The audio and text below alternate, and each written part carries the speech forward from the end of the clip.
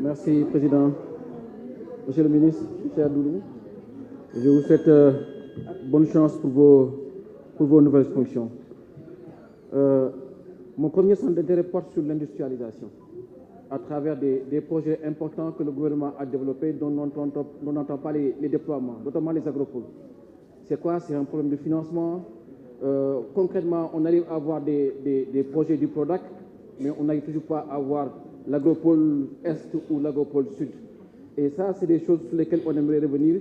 Il y a les zones économiques spéciales, la zone économique spéciale pétrole-gaz.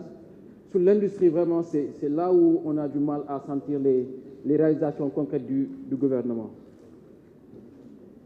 Je vais porter ici l'année dernière un plaidoyer sur la qualité de la dépense publique, en pointant la question des marchés publics, qui généralement sont un conseil pour l'administration. C'est toute une chimie qui est gérée. Aujourd'hui, vous allez dans des administrations où le responsable de la sécurité des marchés est beaucoup plus puissant que certains responsables de services.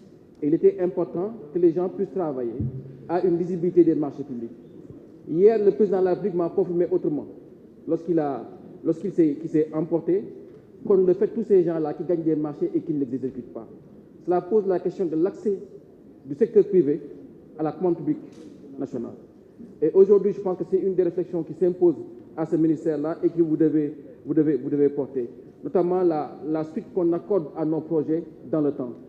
Mon honorable collègue Cabinet Camara a parlé de l'adressage fiscal, mais ça c'était il y a 10 ans, ça a été porté par les collectivités, ça a été porté par l'ADEME, ensuite l'ADEME l'a transféré à l'ARTP et c'est là que l'adressage s'est arrêté. Mais on avait adressé Ziguinchor, on avait adressé Dakar, on avait adressé Saint-Louis, et on commence généralement de belles choses, et tout d'un coup il y a un arrêt dans ce pays, et on ne sait pas qui assure le suivi ou la continuité. Il y a une critique qui est régulièrement faite à ce gouvernement. C'est le fait qu'on investit beaucoup. C'est un effort exceptionnel. Il y a quand même des réalisations qui sont là, qui sont concrètes. Mais il n'y a pas le levier économique qui permet de dire que ces investissements permettent de faire beaucoup plus de croissance. Et généralement, c'est les privés qui en bénéficient. Aujourd'hui, vous prenez un investissement comme le terre qui est important, qui coûte quand même cher, et qui va être livré comme ça. Et ce sont des personnes physiques ou morales qui vont en bénéficier. Derrière, on aurait pu créer un régime spécifique sur le tracé du terre. Je disais la dernière fois au ministre du Commerce, vous prenez le tracé du terre, mais la plupart des gens sont en train d'ouvrir des commerces. Voilà. Et peut-être qu'on aura des tronçons qui seront un peu comme ce que les Chinois nous ont fait sur les allées, sur le boulevard de Centenaire. Parce qu'on crée une voie avec une opportunité commerciale sans que les gens puissent l'exploiter. Si on crée un régime fiscal spécifique, ça permettra aux collectivités locales au moins de pouvoir imposer et de créer un effet levier et de créer de la rentabilité. Le Sénégal est le seul gouvernement qui fait des rencontres avec la France. La France qui a fait une loi sur l'immigration, une loi compétence-talent. Et vous parlez de souveraineté, et la France est en train d'attirer nos médecins, nos sages-femmes et nos pharmaciens. Est-ce qu'il y a une démarche pour garder notre savoir-faire et nos compétences? Monsieur le ministre, est-ce que vous anticipez les grands projets de l'État changent la physionomie de nos territoires? On pose sur l'angle de la compétence des gens de la collectivité territoriale, mais économiquement, nos territoires changent sans que les collectivités ne bougent. Je prends un territoire comme Saint-Louis. Tu as GTA qui est là en face. On ne sait pas si GTA départ de Saint-Louis ou de Gandiol. Vous rajoutez à cela la côtière qui va arriver, mais vous ajoutez à cela le réseau gazier qui va passer, mais on a de grands investissements aujourd'hui à péage bas. À Kaolack, à Mbour, vous avez le terre qui est là, le BRT qui change la physionomie de nos territoires sans que le découpage du territoire ne réponde à cette opportunité économique-là.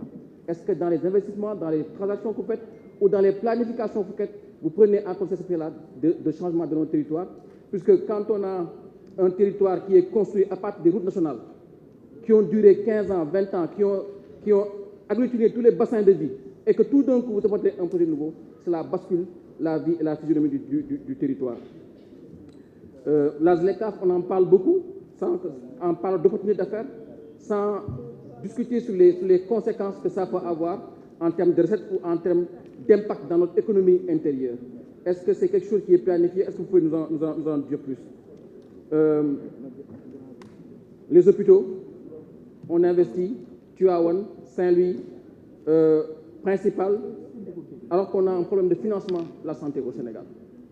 La facturation des hôpitaux ne répond pas aux normes et pose un problème d'équilibre financier sur les établissements hospitaliers. est-ce qu'on investit et est-ce qu'on a une planification pour assurer la viabilité des investissements après? Puisqu'on emprunte pour construire des hôpitaux, après les hôpitaux empruntent pour acheter un scanner, pour acheter un IRM, ainsi de suite. Merci. Merci, cher collègue. La parole est à notre collègue Mamadou Lamine Thiam.